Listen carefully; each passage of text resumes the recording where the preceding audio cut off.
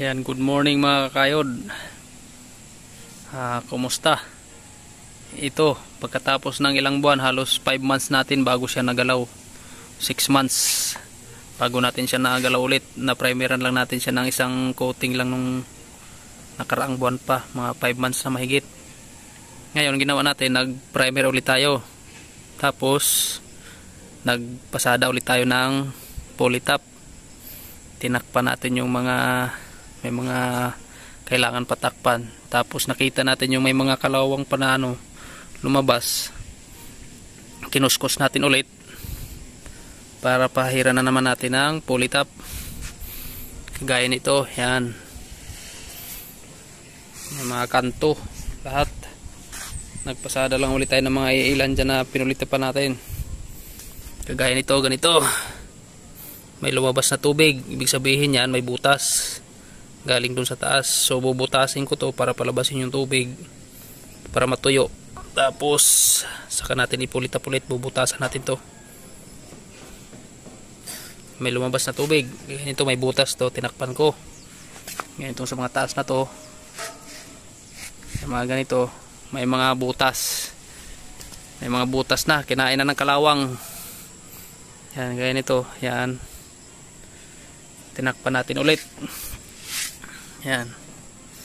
Takip ulit tayo kasi lumabas yung mga kalawang. Ibig sabihin yan, hindi siya napulitap ng maayos. Saka manipis lang yung primer ko nung una niyan. Yan. Pasada pulitap tayo. Yan, tapos lihain. Primer ulit. Tapos primer. Yan, abang na tayo sa kung anong pang finish nito na kulay. Salamat mga kakayod.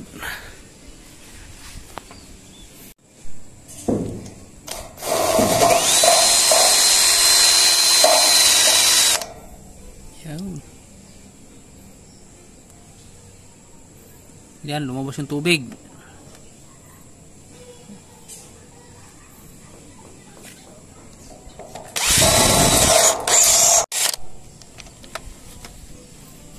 Yan mga kakayod, lumabas yung tubig. Kasi may butas pala siya dito sa taas. Pinulitap natin siya. Ngayon palabasin natin siya dito. Dalawang butas ang gagawin natin para may singawan.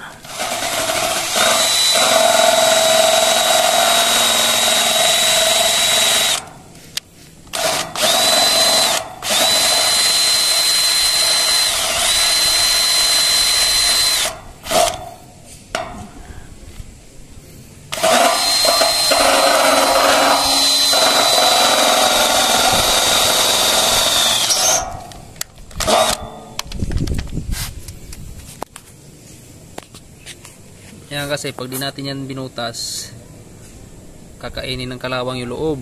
Kaya kailangan natin tanggalin yung tubig sa ilalim. Ngayon bubugahan natin siya ng ng hangin para mas lumabas yung pinaka tubig niya sa loob. Yan mga kayo, tingnan nyo kung paano ko gawin. Yan o. Pag pinasukan mo siya ng hangin, sumisirit yung tubig.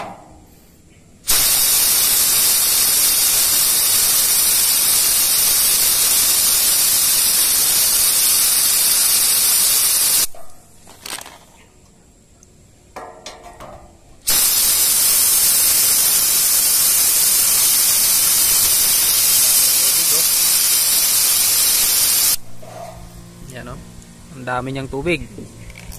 Kaya ganyan nangyayari mga kayod pag hindi natin napulitap ng maayos yung pinagwildingan. Hindi naman tayo perfectong gumawa. Minsan talaga may mga butas yung gawa natin na hindi natin natatakpan ng maayos. Ito yung nangyayari. Kaya kailangan nating ayusin to. Bawi tayo dito.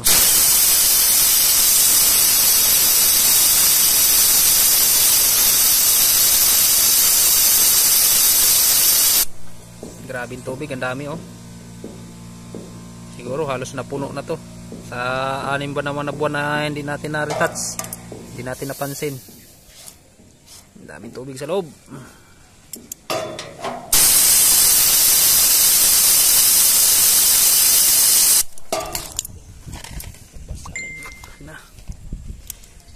Grabe daming tubig oh.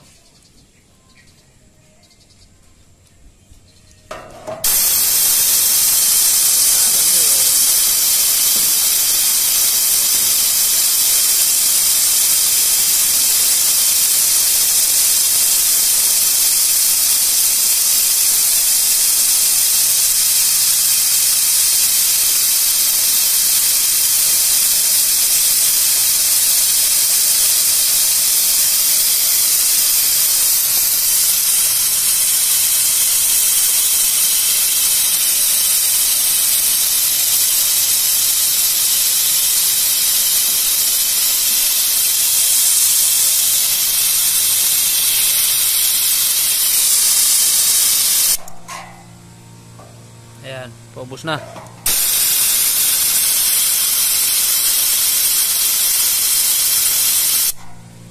Kailangan ma-drain natin yan. Yan. Ginawa ko 2 butas para dito sa hangin, dito yung labas ng tubig. Ayan, wala na.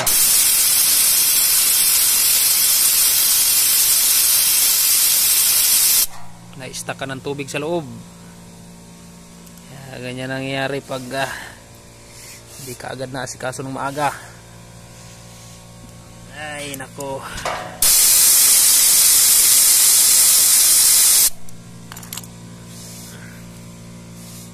Yan, okay na yan. Okay na yan, wala ng tubig yan.